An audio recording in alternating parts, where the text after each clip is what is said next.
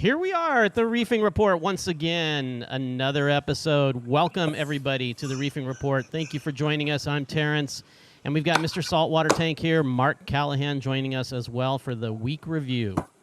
Awesome. Hey, everyone. Happy end of Hanukkah coming up on Christmas. Welcome. I hope everyone's getting to enjoy their reef or leaving their reef behind in good hands and traveling safe with all the craziness in the world right now. Are you going anywhere, Mark? No, people are coming to see me this time. So this is, I think, the first holiday season that we're not going anywhere and nobody's coming here. So usually between Thanksgiving, Christmas, or New Year's, we have family over, usually on Thanksgiving or New Year's. And this year it's not, so it's just the three of us here, and it'll be quiet for sure. You and the three fish that I see? Yeah. Well, I guess if you count the fish, it'd be me and the 36 of us, or whatever it happens to be.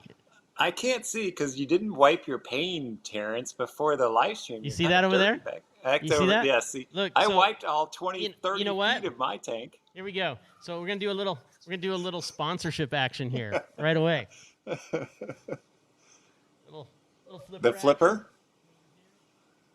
Ah, look at that. Look at that cleaning the glass. Now I can see more than three fish. Live. Fan. Like those guys. Oh no! But it floats. Oh, it floats. It'll come back. Don't let the. There you go.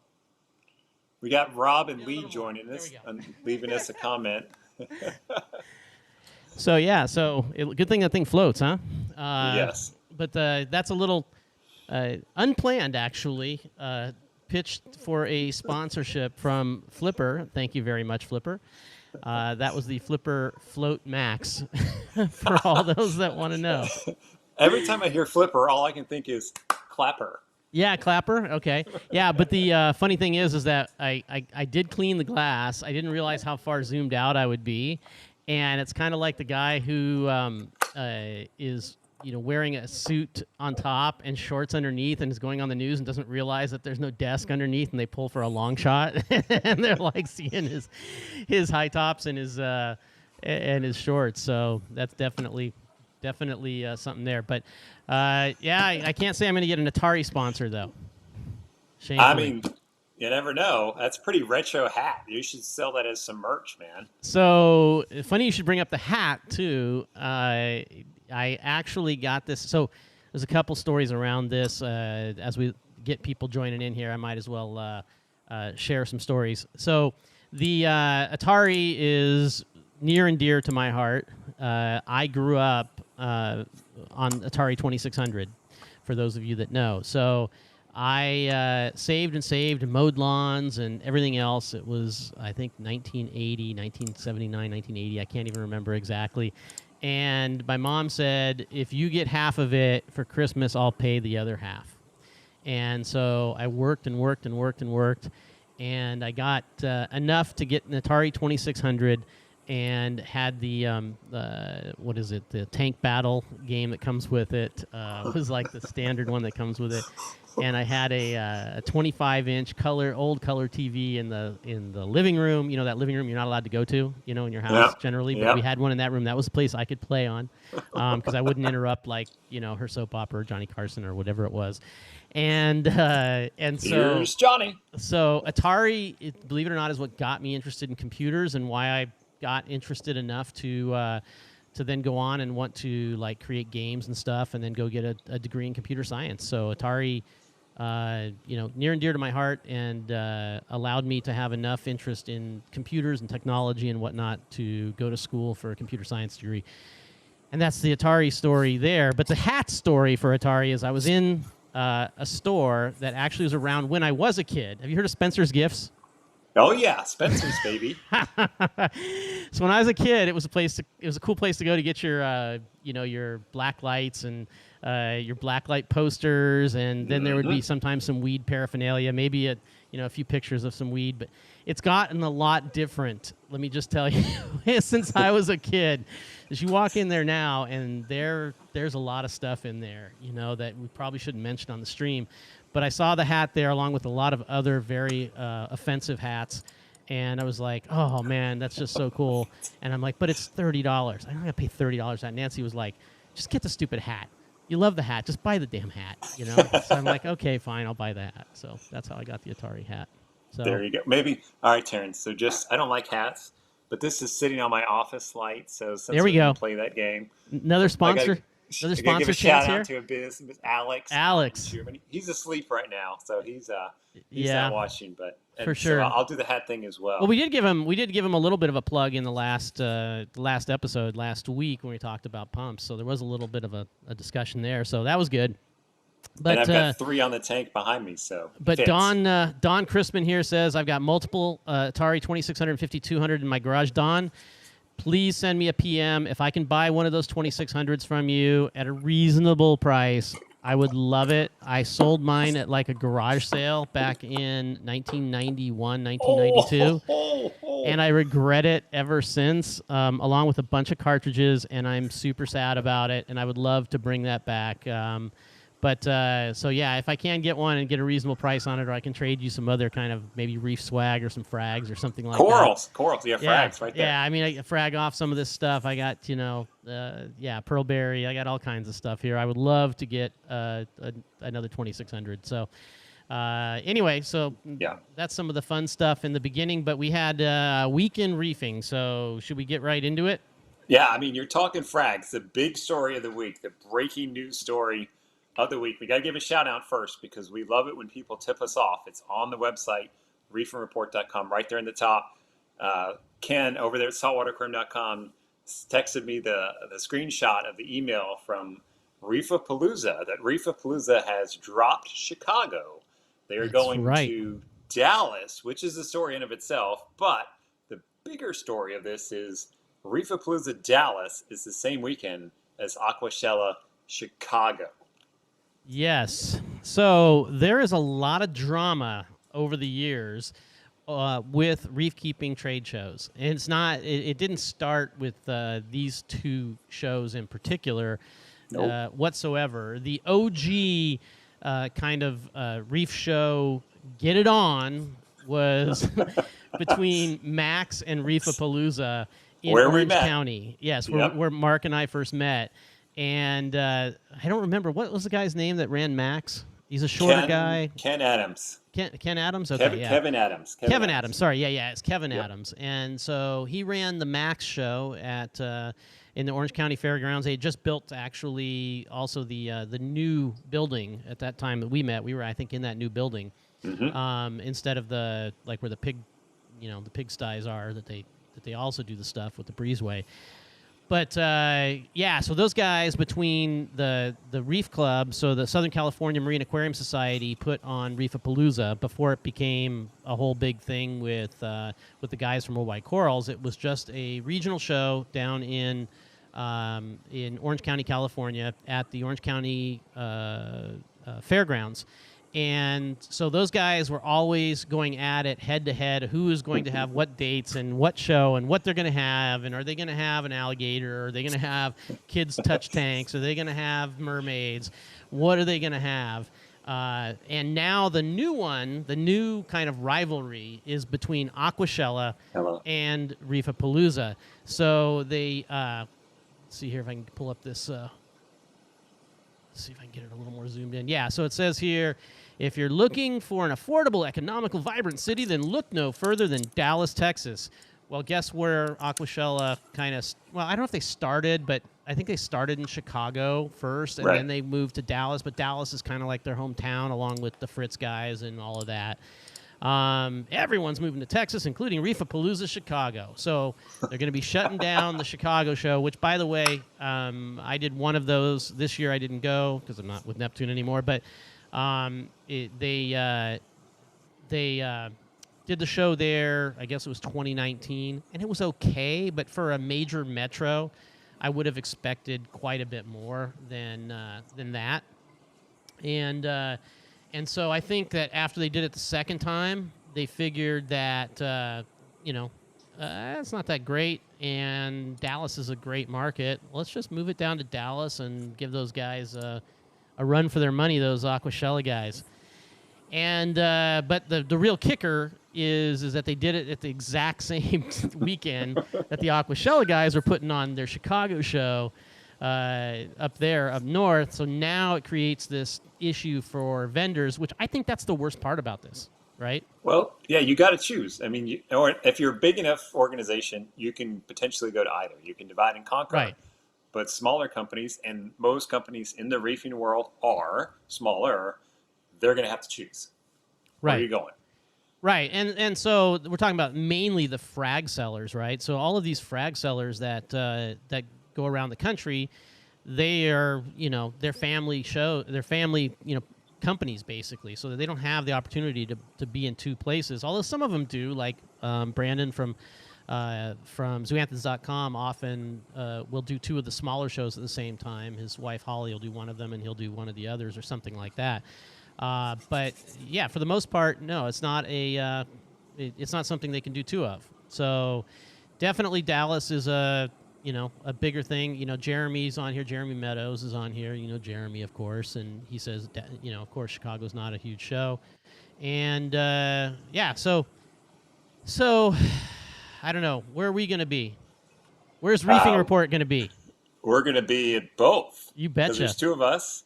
You'll be at Reefapalooza in Dallas. I'll be up with the Saltwateraquariumcom guys talking about AquaShella up in Chicago. Got to get me in Portillo's with Jeremy while I'm out there. And Jeremy hit it on the head. He's like, he said Chicago's not a huge reef city, which is true. I mean, a couple boroughs over, out in the burbs, as they call it up there, is where the pond guy. Keep going past Schaumburg. Okay. It's like the water garden capital of the world. Huge pond thing up there. Huge pond community, water gardens, all that stuff. Huge up there. Maybe not so much for reefs. Maybe reefs will grow into the community.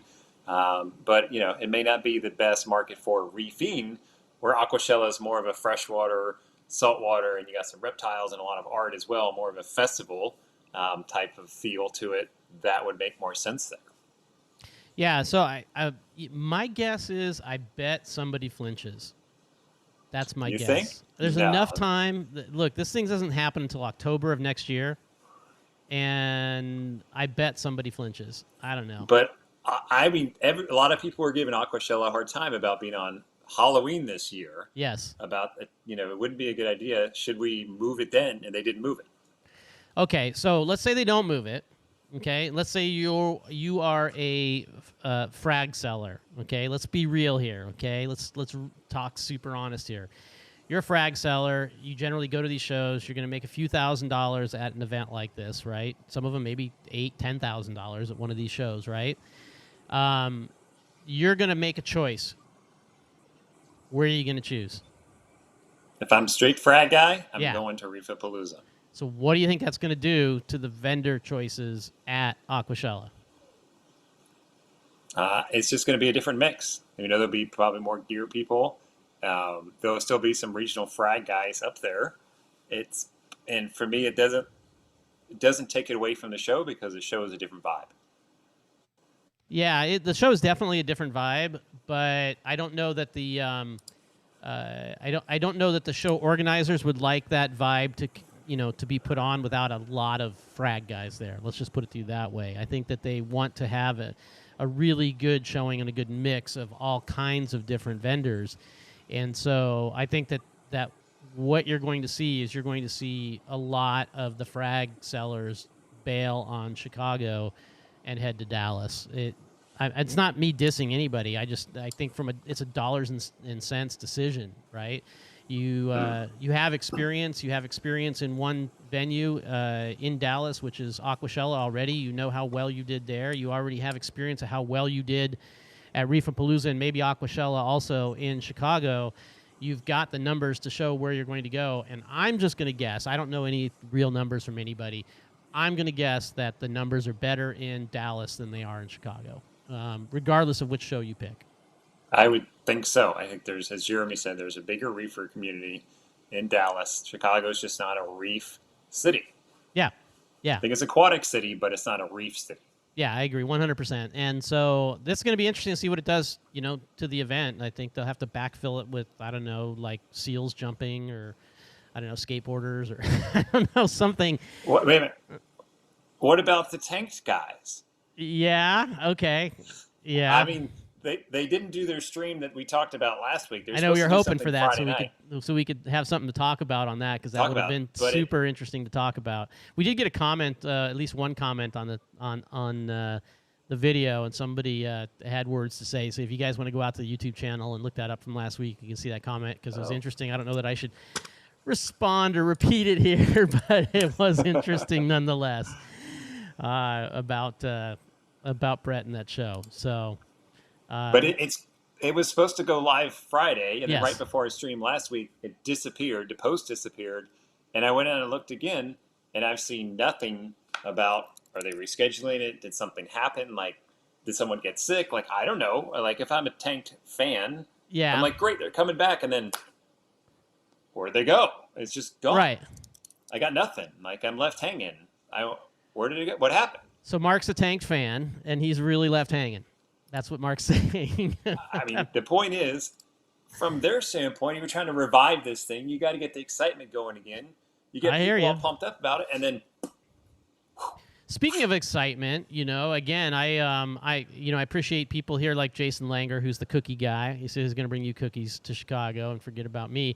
But, help us out here, guys, with some shares on the live stream, even while you're watching it right now. That'd be awesome. And share, Reefing Report, also the Facebook page, and help us get some more likes and subscribes and those kinds of things so that we can keep bringing this to you guys and enjoy doing it for all of you guys out there. Bring some cool new stories.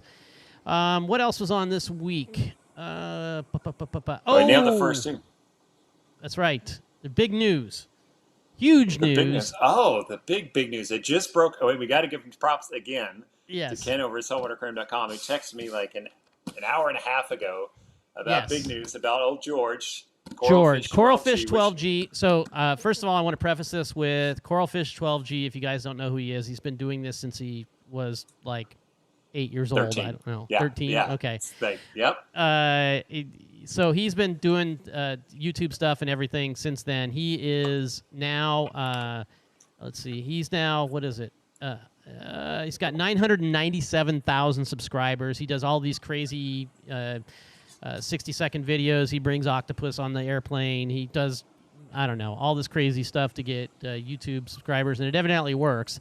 So, George, since we're giving you a shout-out here, we're expecting a little love back at some point here because we're breaking the story on your latest venture, which is a brand-new 12-gallon aquarium that George is doing. And this new aquarium, let's see here if I can get this technology, is come on, it's a 12-gallon aquarium. Would you expect anything different? He's got some good branding going on there. It's working well for him, as well as his nearly 1 million YouTube subscribers. If anyone missed that fact, he's almost to 1 million. No one in the saltwater aquarium world is anywhere close to that. So clearly our news isn't big enough for George to break it to us directly. So Ken from Saltwateraquarium.com brought it to us right before we went live that George has been working on this aquarium. George talked to me about this about 2 years ago, a year and a half, 2 years ago. George talked to me about the fact of him trying to put together an all-in-one aquarium for all of his fans so that they can go out and do saltwater. And it's an interesting approach, not one that hasn't been done before, except not with a guy with 1 million followers or nearly 1 million followers. It's a 12-gallon aquarium. It is acrylic, which we'll come back to that, I think, in a minute. It has the kind of innovative marine approach to filtration in the back. Obviously, Red Sea kind of invented it in a sense, but really the guys from Innovative Marine brought this to the small little nano, right, where it's got these compartments in the back. And they have a little slide-in filter that has, like a foam mechanical filter, and then some carbon media, and then some ceramic discs that supposedly allow bacteria to harbor themselves. And then you have a pump and kind of a return chamber there. all in 12 gallons, and it is with a light that's got a Wi-Fi kind of connection to your phone that you can control. And for all those people who want a 12-gallon aquarium, I don't know, maybe I'll run one here. Maybe I'll tell George to send one out to me to give it a shot, and we'll see how well we can run it. Nancy's been wanting one. I told you, I think, in the last episode that Nancy's been wanting a little nano tank, so maybe I'll have something like this for her. So what are your thoughts after seeing it? First thoughts, because we've only seen this like an hour ago. Yeah, no, and I mean, the acrylic thing was, I mean, I got to go to that first because I'm not an acrylic fan. Those things scratch super easy. They have their benefits. It's not like they can't work. And Jeremy over at DFW again sent it to me and said, "Hey, have you seen this?" And I said, "Yes." And he said, "It's acrylic." And I was like, "Oh." I mean, in a way, like a lot of people like acrylic because they think it can't fail. Glass can break. Acrylic can't break. Well, it can. It happens. So. Well, there's a few different things. So I'm not here to. I'm going to sit on George's side for a second here and play the devil's advocate to Mark a little bit. Okay. Perfect. Which is it. It probably does allow it to be more cost effective. It also doesn't have, although you say it can crack at a seam. It's more unlikely to crack than, say, some of those bow front, bent front, innovative marine types where they bent the glass kind of things. Those things split quite a bit. I will say that for an amateur, it can be a real problem with the acrylic scratching. But I built way back, and you can actually see a Mark Levinson video on this. I built a nano with a sump that's about this size, clear back in 2012, out of acrylic. Dave Anderson, my buddy in Utah, actually helped me build the whole thing. And I didn't get too many scratches in it, but you do have to be careful. But the one thing is, you get a scratch. You can get a scratch in that cheap glass too. But if you get a scratch in this, you can polish it out, and it's certainly easier to polish out than a 180. If you got 5 hours on a Saturday and a lot of patience and a strong nonsense! shoulder. 5 hours on a Saturday for what, 2.5 square feet of acrylic? I don't know. I think you're a little bit too harsh. I don't know. I would like to hear from you guys on the stream here. Do you think the price point is in line? So you basically get everything to start the tank for about $500. So it's like $450 without the sand and the rock.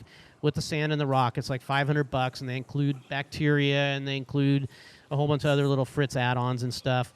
And I think I've got another. Let's see if I can find it here. Yeah, there it is. So I have another page here. It shows you, it comes with Max Out, Filter Media, Fritz Complete, Fritz Salt to start you up, Fritz Glass Cleaner, and Fritz Turbo Start, all to get you started. You know what? I think this is for a beginner. It's one of those tough things because it is not easy to take care of because it's a small tank, but it's also economical, and you can be successful with it. You can. You're going to have to do as a newbie. As a newbie, can you be successful? You can, but you're going to have to be doing a lot of water changes, in my opinion. So these small tanks, the key to these small tanks are the water changes. If you do a lot of water changes on them, and we're talking big water changes, right? So you're doing 10-gallon water changes once a month, you're going to probably be okay in this tank, in my opinion. That's me, because I've run the 20-gallon nanos or what have you, and that was really the secret. If you try to get by on the bacteria in the background, in the back of this thing or whatever, to fight all the nitrates and everything else, you're going to lose. You're going to lose. You'll never, because on top of that, the customer that will have this will overfeed the hell out of that tank. Absolutely. Overstock it. They'll overstock the tank. Absolutely. There won't be enough things to break down all of the nutrients, and the only way to be successful will be huge water changes. So the key is going to be really, what's George going to tell his customers, and what's George's customers going to have an experience, and can George's company support the number of customers that might want to buy this thing? So here's a thought, Terence. You're new to the hobby. You got to mix up your salt, check the salinity, dechlorinate it. Do you think it would be more successful if you could partner with a local fish store where they could go get that water that they need to do? Because how many newbies are going to mix up 10 gallons and haul around 40-gallon, 5-gallon jugs to do a water change? Yeah, so I mean that's the thing, right? Because the person who's going to have something like this, I think, is going to be less committed to having something. They want something that's instant. They want something that's going to be good, and they don't have a whole lot of time commitment in their own mind, to go get water even from a local fish store. Even if there was some sort of partnership. So without a local fish store, I think this is doomed because people will not mix their own water. They won't mix it correctly. They won't. It will be doomed. It will be doomed. The salinity will be off from one to the next. There'll be. It's just. But if you get the water from the same local fish store and they keep it straight and you do 10 gallons, every 3 to 4 weeks and whatnot, I think you can have a successful tank with this. I don't know what his regimen is going to be. That he's going to be suggesting to people, but that is what I would do. I don't know. Was that you're Mr. Saltwater Tank after all. So, was that what you would recommend? First of all, you wouldn't recommend somebody for their first aquarium get a 12-gallon tank, right? No. And no. And it's hard. You look at it, you're like, here's $500. I'm going to dabble in this. If it doesn't work out, I'm out $500, as opposed to spending $1,000 on a 55, let's say. That's the tank that everyone kind of recommends you start with, is a 55-gallon tank. And it's like, what you don't know, you're going to have the ramp for success is a lot more. It's in your favor if you have a 55, and the time for something to go wrong is a lot longer in a 55, and it's much more forgiving. That's one of the things it was so interesting, at for instance, an event like a trade show, we'd have people walk up and they'd see the Neptune gear and they'd go, yeah, well, I just have a 40-gallon tank, so this really isn't for me. And I'm like, no, you don't understand. Stuff goes wrong in your tank so much faster than it does in my 400 gallons. So that's absolutely right. Things are going to happen very quickly. Small things that we would look at and go, yeah, we'll just wait on that for 2 weeks. They're going to think it's a major problem, right? Because they're going to see a little bit of this or that. And then they're going to go to a local fish store and they're going to tell them to dump something in. And pretty bottle. And it's going to say, dump in this much for this much, water, and they're going to dump in 3 times as much because 3 times is better than 1 times. And so this is the dilemma. These are the things I spoke to George about when he was discussing this with me. And I'm not trying to crap on it. Seriously, I'm not. It's a challenge. It's a challenge for the person doing it, and it's a challenge. And it's not the first time that small nano tanks for beginners have not been tried. Is it the Biota thing that they tried that, a few years back, where they actually did a prescription, so to speak, for success, and and had some issues. So I wish George well on this. I'll support him completely on it, and I hope George gives us a little shout out somewhere. We can get some of that juice from George's channel. We'd love it. Wink, wink, George. So we're all behind it. And, when you get inundated with calls, be sure to send them Mark's way, not my way. Here's my phone number. Call me. Yeah, for sure. Yeah. Here, Nick just chimed in. He said we wouldn't recommend weekly water changes. Nick, you may be joining us a little late, but no, I think we do.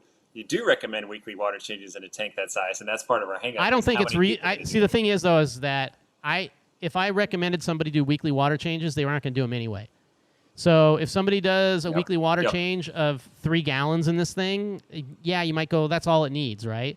But the fact is they're not going to do it. But you can get them to do something once a month, right? And so if they're going to do it once a month, there's no reason that you can't take out 10 gallons out of this tank and put 10 gallons of new stuff in there, and the tank will be just fine. There won't be any problem.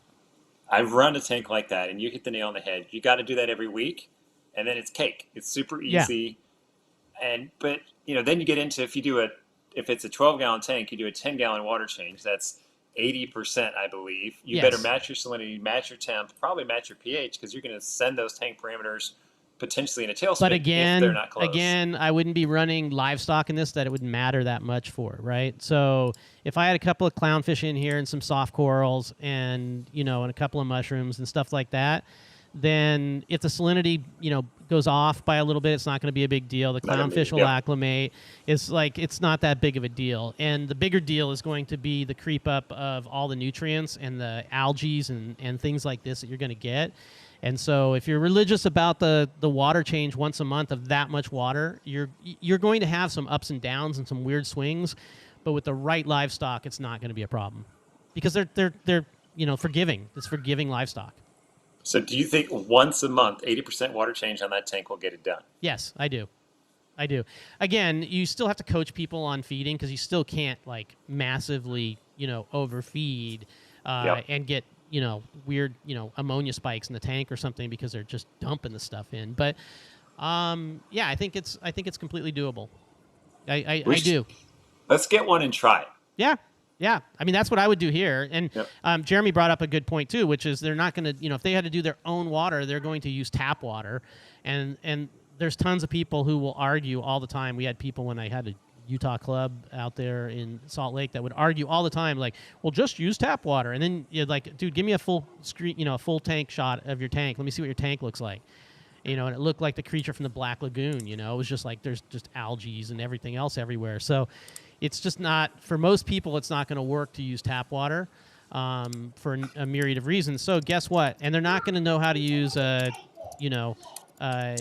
not going to know how to use a hydrometer, right? Because that's what Jeremy said. All of that stuff's not going to work. So they just need to go to a fish store. They're going to have to get the water, and they're going to change it out. Anyway, we spent a lot of time on George's tank here.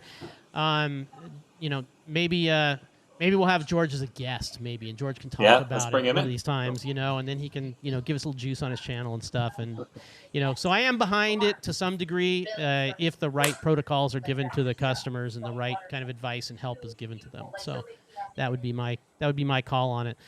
Really appreciate all you guys listening here to Mark and I, a bunch of people that I know, even Dave, my mentor, my aquarium mentor from 2008 who brought me back into reef keeping is on here. Dave's the one who helped me build that nano tank. I saw him chime in here. Thanks for joining us, Dave Anderson. And by the way, I will link up Dave's build right now. Dave does these insane builds. When I first saw Dave's aquarium build, when I got back into the hobby, it was a 750 gallon acrylic tank that he ran with. Just he loves these massive non-reef safe tank or fish in a reef tank, and he's obviously since taken that one down a long time ago, and has done a bunch of other stuff, and he runs all this stuff in his basement. It's crazy. I've actually done a live stream with Neptune at his place, but lately for the last, I don't know, maybe it's 2 years now, he's been building a 5,000 gallon tank in his basement. Out of concrete. Okay. Out of concrete. He's got the acrylic panes in. With 2 acrylic panes. Have you seen this build? Oh, yeah. I'm watching it on Instagram. Oh, okay. All right. So Dave is insane like this. He's got a little bit of an issue right now with an acrylic pane that's separating at the top right now that he's trying to figure out before he fills it. But Dave is crazy this way. He's a crazy, passionate guy. And you will see some more video at Dave's place later on or into next year because I got some plans that I haven't announced yet. But for sure, Dave is it. So we'll put up a link to Dave's build up on reefingreport.com here in the next day or two, so you guys can follow that along. All right, let's go back to the Reefing Report. And what's up next? Oh, another news story. Ecotec Marine, their app, Mobius, has had a major release to 2.0. Okay, 2.0. So I am not an Ecotec guy. No. Don't say that. That couldn't be true. Yeah, maybe that's got something to do with why I'm here and not in Morgan Hill anymore. I don't know for certain, but I'm not an Ecotec fanboy. I have run some of their stuff, and I do like their Vortec pumps. I absolutely do. But the new Mobius 2.0 has come out. We have put a screen grab kind of on the website, and just curious, Mark, what is new in Mobius 2.0? So, a couple things, and we're giving shout outs. So I got to give a shout out to Jay, who's head of marketing over there at EcoTech. When he saw Reefing Report, when we rolled it out 2 weeks ago, he immediately sent me a link to the Octonauts Creature Report show on YouTube, which I got a big kick out of. So I got to give a shout out to my man Jay over there. So the Mobius update. For those of you that don't know about Mobius, they got away from the ReefLink in EcoSmart Live and went over to Mobius. So it's an app-based program. Only works on your phone or your tablet. Won't work on your computer.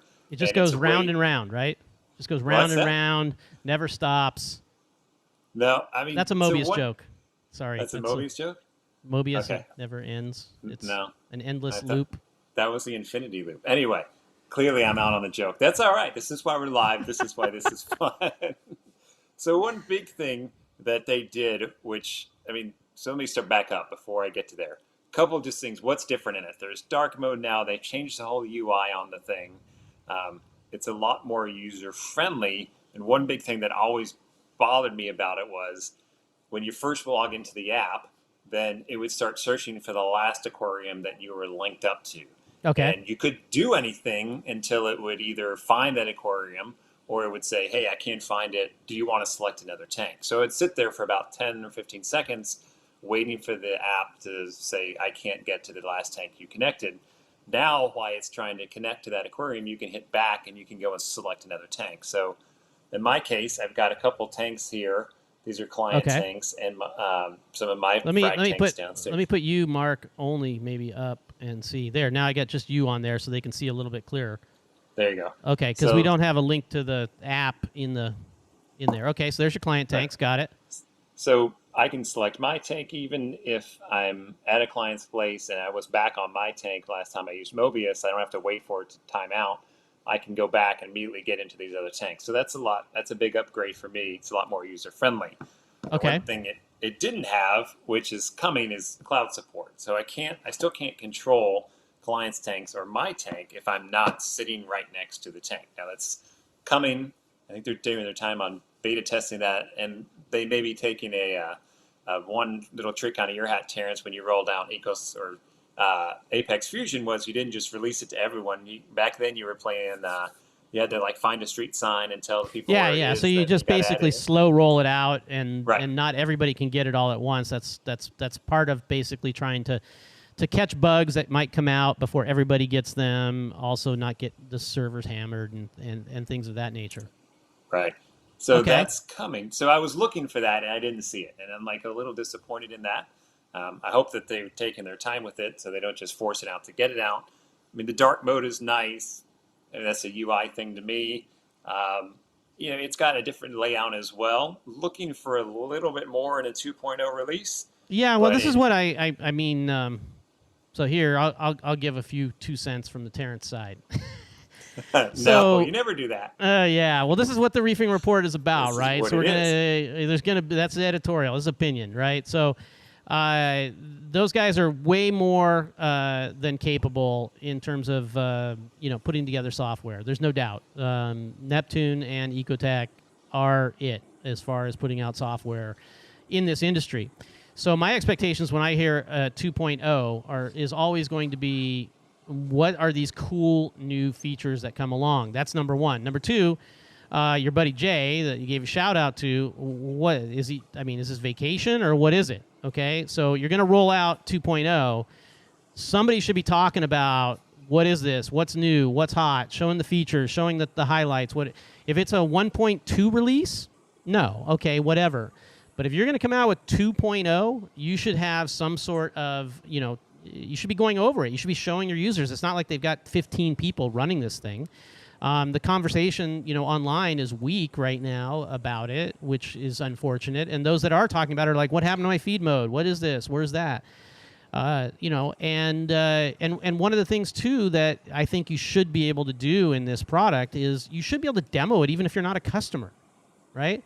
Like I should be able to open it up. As soon as I open up the app, it's like, yeah, I don't see any devices. Sorry, dude. Yeah.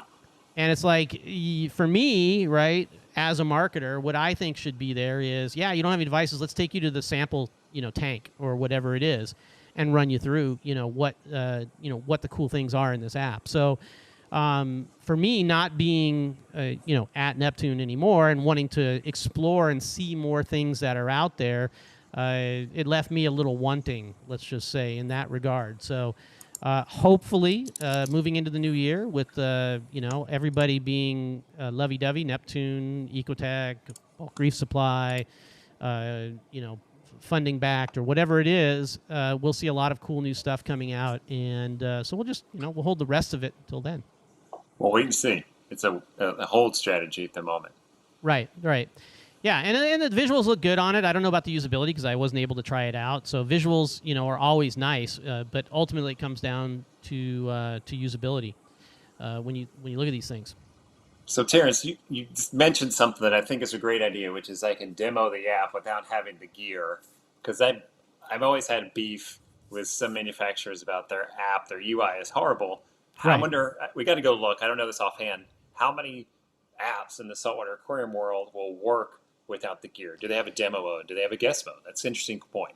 Yeah, well, and I guess now I can talk differently too. It's not something that I didn't mention when I was at Neptune Systems to be able to have something like this. This is not a revelation in software. I've been in the software world for quite some time, doing user surveys and software building platforms and other jobs that I've had in other kinds of software. And yes, we always had a way that you could demo. You could basically, it's called a sandbox, right? So you could sandbox the app. And this is very, very common in software as a service, all of these kinds of technologies to be able to do this. So it is surprising to me that Neptune Systems, Ecotech Marine, a lot of these companies do not have, a sandbox like that. Now, of course, the salespeople themselves do have sandboxes. So, any of the guys that work for me at Neptune Systems could, roll up a demo with anybody, at any time online and show somebody something. And we augmented a lot of the experiential stuff with video and those in live streams and those kinds of things as well, so people could get that experience. But yeah, on a 2.0 release, no video, somebody showing you the new features, no walkthrough, no whatever. It's kind of weird to me. Gotta say. I'm with you on that one. Waiting for we'll see if old Jay's going to chime in on that one. Which brings us, Terence, to our next story. Okay. Mr. Transition here about, kind of trying things in demo mode. What about showing a product that doesn't even exist yet, showing you just renders of it, and talking about it and hitting you with a price point, but there's not even a demo to show you? Yeah, so one of the things that's interesting to me in the reef keeping hobby is this idea of vaporware that from companies you've never even heard of that starts to get a kind of a following and a life of its own, and they've never shown anything. They've never even shown anything really that works. They've never let somebody else use it. There might be some vague beta tester somewhere about something. It's really this thing that happens in the reef keeping hobby that's really interesting. Everybody will be talking about, yeah, but your thing doesn't do what the XYZ or like the ABEX, right? Remember, I don't know if you heard about that one, but a few years ago there was the ABEX. It's going to test everything, and it's going to cost nothing to run, and it's going to be, and it's like, but your Trident, it costs me this much, but this thing's going to be the best ever. And so it doesn't take much for people just to want to glom onto that and want to believe. And I've often compared it to the things that you see in the back of Popular Science that say, get your car 100 miles per gallon, just get this device and put this thing on it. And then everybody talks about getting 100 miles per gallon, but nobody has seen this thing. And so we've got the, there's the what's the one that that's the new one. But what was the one that I posted about last week that's from... the Ion Director. So the Ion Director is still, for the average reef keeper, it's vaporware, right? Because it really hasn't blown up here stateside, right? There's been a few of them pushed out. But the latest one that's just really interesting, it came out on Reef Builders, is and forgive me, all you German speakers out there, even though I'm mostly German, because I'll probably mess this up, the Coralin Wachter. Okay, I mean that's a catchy name. Okay, I like to think it was Kalkwasser, but okay. It's the Coralin Wachter. Okay, it's a new German auto water tester, and I guess nowadays all you need to do to get the attention of Reef Keeping Press or whatever it may be is to come up with a great rendering and a great story around what you're going to do, and like a 30-second video clip of what it is. And there you go. I mean, you've got a device that everybody's going to now be talking about. Except I think this one is going to fall a little bit flat because it's like $2,000.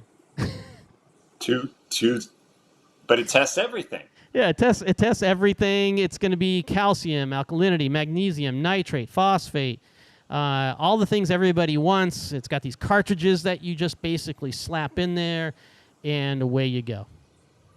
You've seen it. Now you know it's going to exist.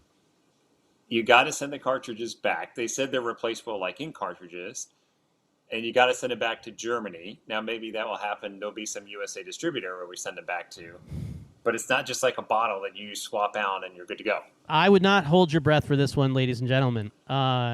This is, it's not to say that these things can't exist, and it's not to say that they can't work, but it's a lot of work to get done, and to try to find a market at $2,000 that's going to support a company with this much technology and this small of a market, yeah.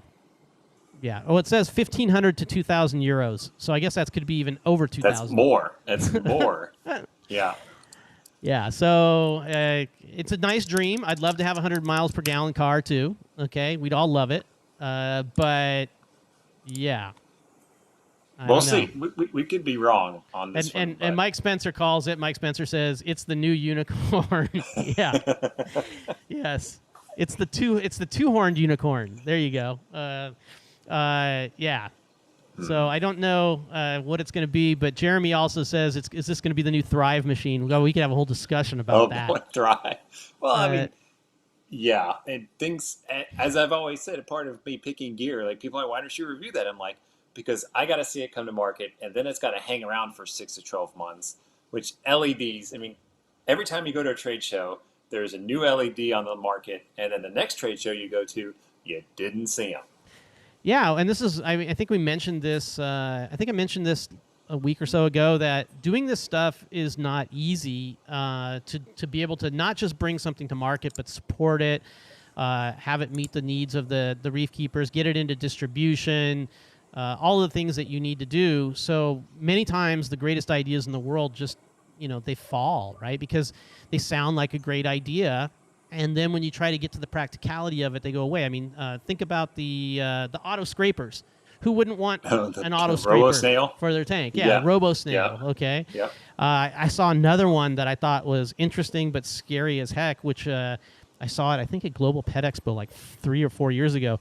It was actually built into the aquarium, and it would wipe up the glass on all 3 sides of the glass from the bottom up. Oh, no. I was thinking, can you imagine? I mean, the Robo Snail alone, the Etch-a-Sketch that would happen on your tank. Aquarium, especially if in an acrylic tank. It'd be better if they built it into an acrylic tank. Yeah, exactly. It's not going to matter. I mean, as soon as it picks up glass, it's not going to matter if you got an acrylic tank or not. It's just going to be, can you imagine the sound? So, I mean, all of these things sound great. And in theory, they're awesome. I remember seeing the first, what's the Robo testing one? Not the Mastertronic, but the other one.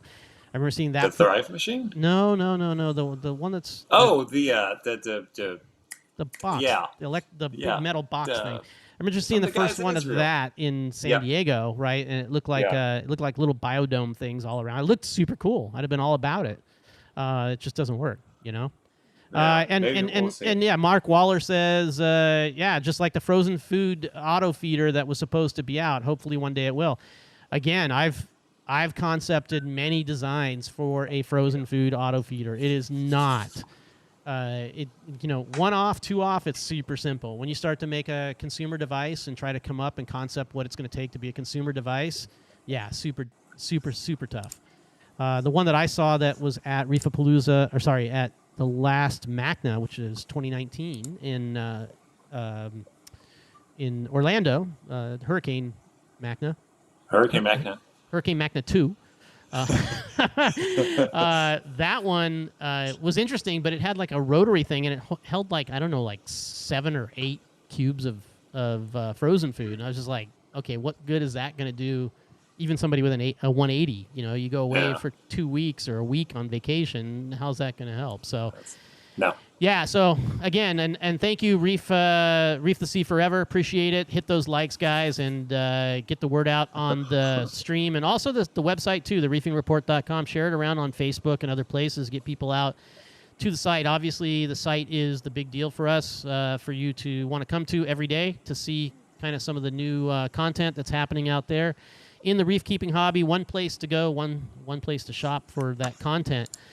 What else is out there? Oh, okay. So I wanted to to bring up this one. This is not. It's kind of news, but it shows that the word does get out there. We have Jim Graham. I don't know. Do you know who Jim Graham is? Yeah, you have a bit of history with him. Or maybe it's the other way around. No, he has history with me, more or less. But he's not a big fan of reef keeping marketing and marketeers like us. And he is definitely a guy who is looking, his words, not mine, looking out for the reef keeper in terms of trying to find bargains for them, trying to find alternative ways for them not to get ripped off. That's kind of his shtick. He does a stream every week and has a very popular Instagram page, and so he's taking it to task at Neptune, taking me to task quite a bit at Neptune. That's fine, okay, I can take it, not a problem. I'm a big boy, but he evidently was watching the stream with. I did a stream a week ago or so, maybe 2 weeks ago, I can't remember, week and a half, with Derek over at Reef Automation, and was talking about the eCoral. As one of the controllers that hadn't quite made it, to prime time. Are you familiar with the eCoral? I'm looking at it now, and it looks like a controllable power strip. I mean, this looks like any old power strip. Yeah, well, that's not showing the actual device. And, credit where credit is due. It actually was a decent piece of hardware. And Neptune Systems, we took, and I'm sure they still take, without me, every potential competitor super seriously. We study them, understand them, try to see whether or not it's going to be something that's actually truly competitive. But the eCoral was one that had some decent hardware, although it was a cloned kind of power strip that you could just kind of get in China, and it had a pretty decent app. But I mentioned it as last week as cheap Chinese, and Jim had an issue with me saying things like the words cheap Chinese. And I wanted to give some clarity to that here, which is there's a lot of things made in China. We all have them.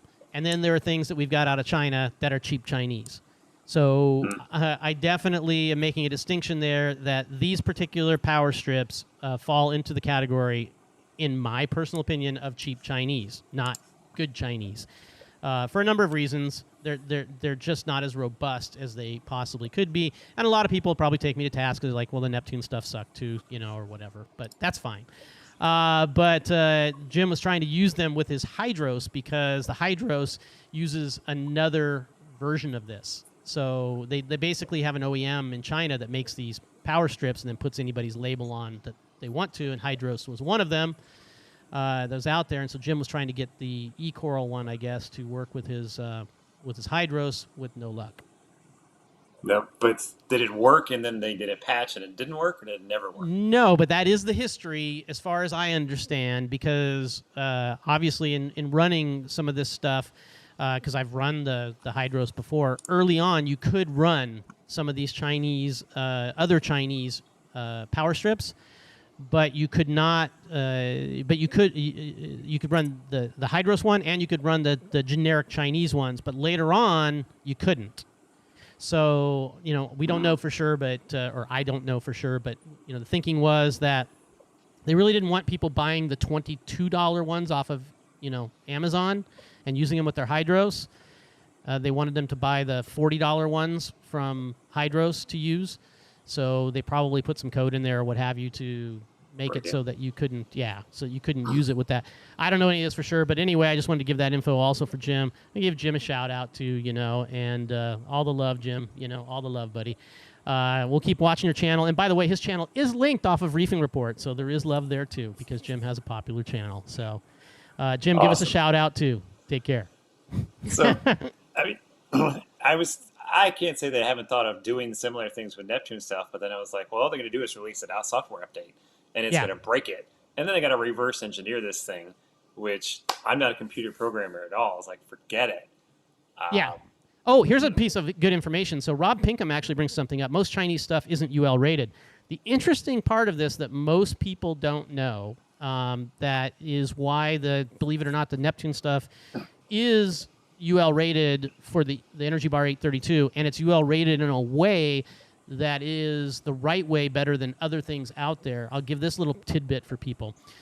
So that particular power strip does have a UL rating on it. Okay, the Hydros one does have a UL rating, but it's rated again, as far as I know, I'm looking up, is what's called a multi-tap device. So it's basically a portable multi-tap device, which is a power strip, right? So the power strips that you get, that you buy, are generally not, even though some of them have some screw holes in them, they're not meant to be mounted. They're meant to be like you just use them around.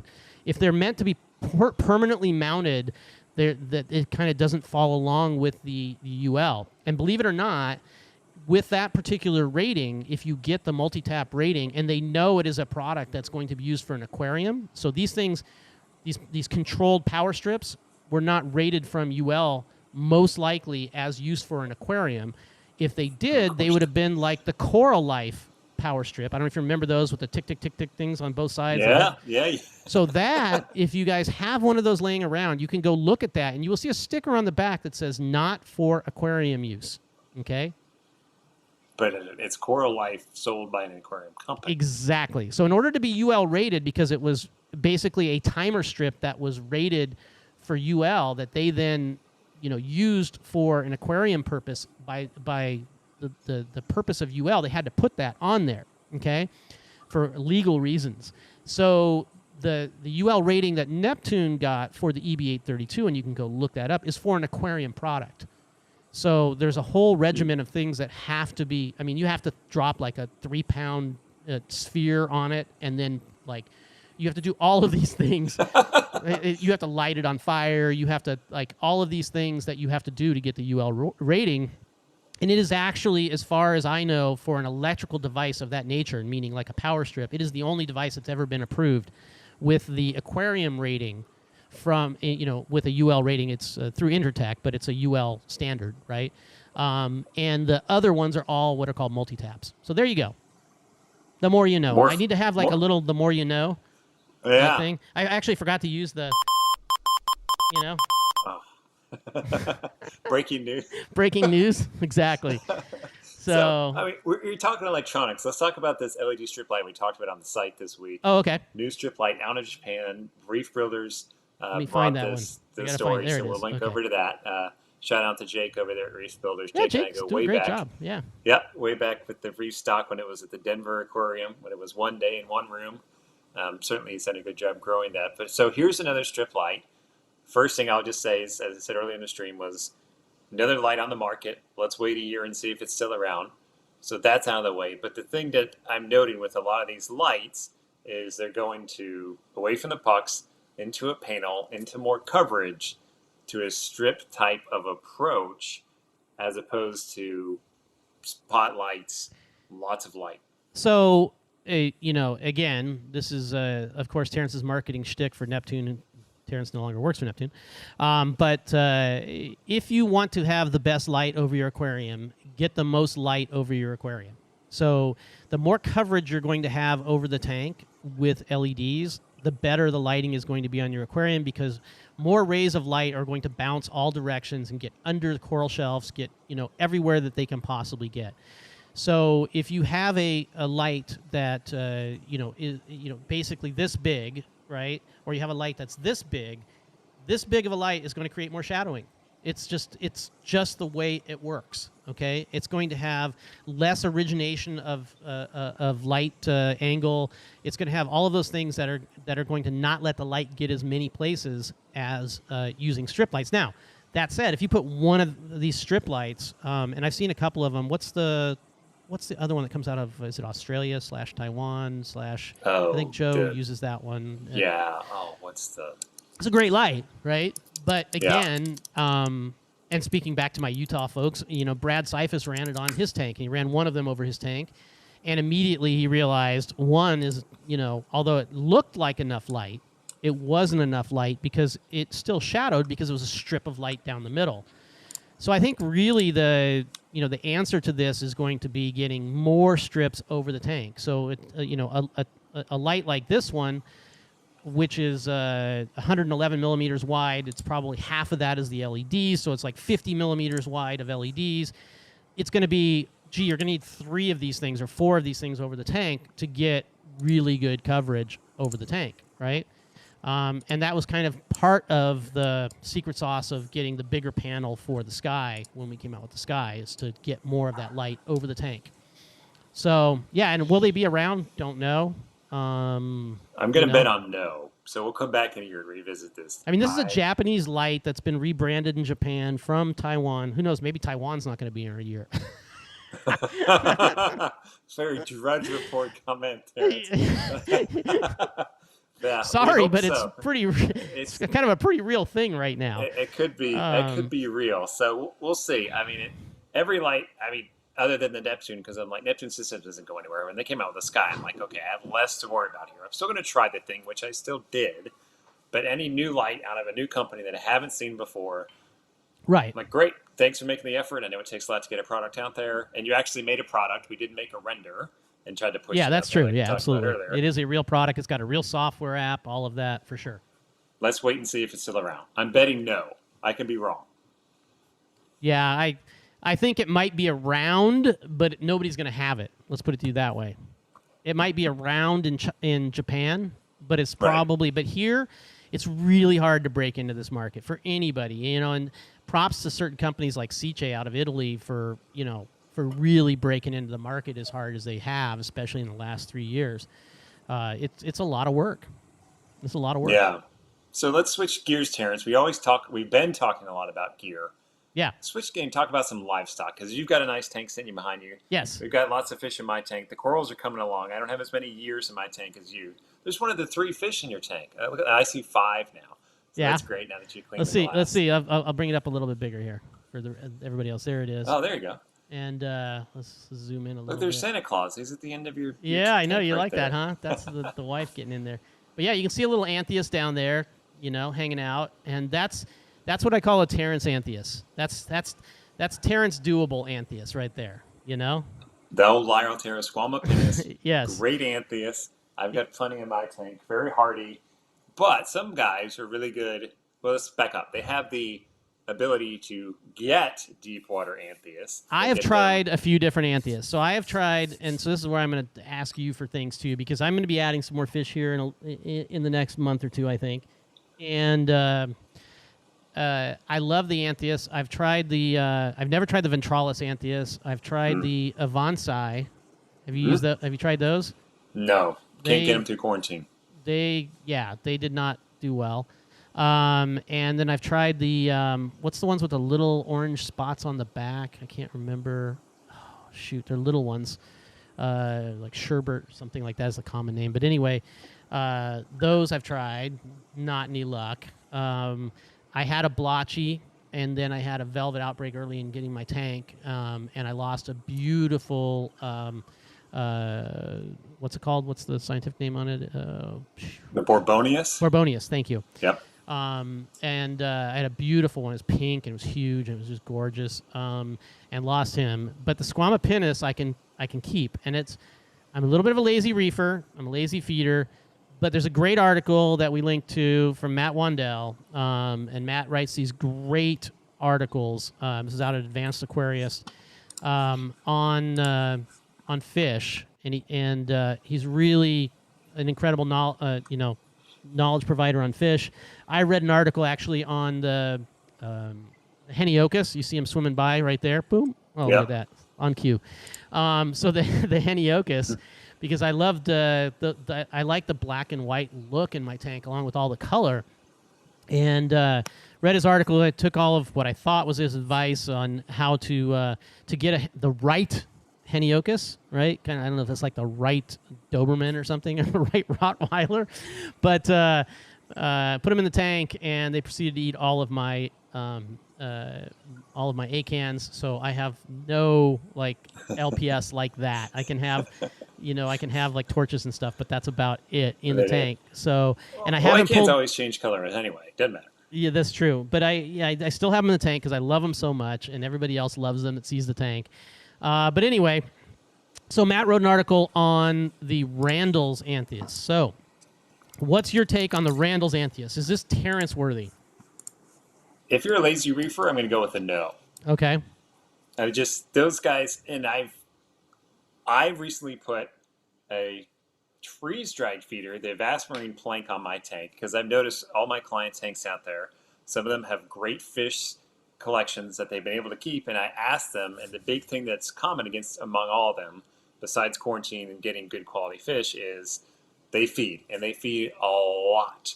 So by a lot, okay, let's clarify that, because I feed a lot. Yep. Okay, I just fed earlier today. I mean, the tank looks polluted when I feed, right? I mean, I put that much food in the tank, right? Yep. But my fish basically do they do the what do they call it on fasting? The intermittent fasting. That's what intermittent fasting. Yeah, so I have my fish are used to intermittent fasting. That's what they're used to. So look, atheists are not cool with that. Seeing them out in the ocean, I've seen them in Fiji, and they sit on top of the water comes up from the depth where it's full of plankton. Right. And they're just sitting there just picking stuff off all day long. So I was like, let's replicate this in an aquarium. So it's good when you feed that you're feeding a good amount. But I found the clients that feed a lot, because your question was, how much do they feed? They're feeding 3 to 5 times a day. But not necessarily feeding a lot when they do feed, but the fish are getting fed, and they're getting fed a lot throughout the day. Okay, so Randall still needs me to feed a lot during the day, okay? But when it comes to food, can I just have an auto feeder with pellet food in there? Are they going to eat pellet food? I have yet, so they will, I found, when they get bigger. But the plank I really like because it's a freeze-dried food. So there's some small stuff. There's some bigger mysis-looking stuff that your tanks will probably go after. But this Antheus really like the small stuff. The pellets, not every fish will rise to it. So what do you put in? You use the plank? What is this? Yeah, a Vast Marine plank. It's a freeze-dried feeder. Not a frozen food feeder, a freeze-dried feeder. I got to give them props for this. They did. I knew they were working on a frozen food feeder for a long time. Oh, okay, this is that like corkscrew kind of thing that, yeah, okay. So they didn't do the frozen food. They went to a freeze-dried food, which is cool. They pivoted on it, and it drops the food down in the chute, and it's got a little pump in there. So as the freeze-dried food gets reconstituted, it gets full of water, then it sinks, and it gets shot out the bottom, which is great. Oh, okay. So, this is interesting. So this is basically like how when I feed those kind of powdered foods, like the stuff from what's-his-face in Utah, you put it in the water first, right? And you get it hydrated, and then you put it in the tank. So this kind of does it automated for me? Oh, that's pretty cool. And mine's run off the Apex. What kind of food do you use then? It comes with food. They actually look at this. These guys, they're taking a page out of my book. So it's like, you get the food, the reef jerky, okay? Good marketing. No, it's definitely good. I've always, props to these guys for many, many years. I've watched them for many years. I think I've tried to do some collabs with them at Neptune and stuff. They've definitely got it going on in terms of what they're doing. So that's a really cool technique. All right, so with that, I could keep the Randalls? I think that's going to be your best shot if you're a lazy reefer. But then you have to watch and make sure they'll come up and feed it. A lot of people put a automatic fish feeder on their tank, and they're like, it's great, but I'm like, you have to watch it and see if every fish is getting up to eat the food. Some fish are not interested in the food I haven't found that with the plank, but especially with pelleted food, plenty of fish have no interest in pelleted food. So it's okay that you're feeding, but then you really got to be a good reef keeper and get curious and go, is everyone getting a chance to eat, whether because it's got to get past the big fish, or are they interested in the food or not? You got to see if they're actually going to eat it. I've had very good success with the plank. It runs 3 times a day on my tank. Can you run other dried foods in it than just theirs? I haven't tried because I've had so much success with theirs. I'm just like, well, maybe I'll give it a shot, and here, maybe on another channel or something. Maybe then I'll get back to that. But anyway, we're going to give you guys a little livestock stuff before we close down tonight, because there is some news here and there in livestock. There's also another article, we won't get into it here, on some new bird's nests that Jake actually featured on. Hybrid on Reef Builders from an accidental spawn. Little tease. Well, hey, let me just tell you, I have a hybrid thing in my tank too. So there you go. Yeah, we'll talk about that another time maybe. But it happened in my tank. So I think that's it for this week, Mark. We are a little past an hour here. We had a great discussion. I appreciate everybody who's come to the stream. What I will ask all of you to do though is to go out, share this stream, share the Facebook page. Make sure you subscribe, hit the bell so you don't miss it next week, Steve Berlin. And yeah, I mean, just, get the word out on reefingreport.com for us, and we'll just keep trying to bring you the latest stuff in the reef keeping industry as much as we possibly can. That's the job. We'll be back. Yeah, it's going to be the day after Christmas next week. But it's a great time to tune in, bring your family, bring your other reef. Tired of your family? I hit the end thing before it's the end thing, you know? He cut me off. It's like the Oscars, like cut off music. Sorry, Mark, you're gone. We're gonna cut you off. So yeah, we'll be back the day after Christmas. Definitely tune in with us. Maybe you're tired of your family, or you're full from Christmas dinner still. You're over your new reef toys at that point because it's a day old. So you want to tune into the live stream. We'll be back. Share it with us. Thanks, everyone. We got a tip. If you got a hot tip, shout out to Ken over at saltwateraquarium.com and Jeremy for tipping stuff off. And on our website, there is a place where you can leave a tip, anonymous if you like. Let us know. Give us some juice. Give us some drama. Find a thread that's like drama-ridden, and we'll talk about it. We'll do it. Absolutely. That's the point of the stream. Thanks, everyone, for being with us. Happy holidays. We'll catch you next Sunday. Take care.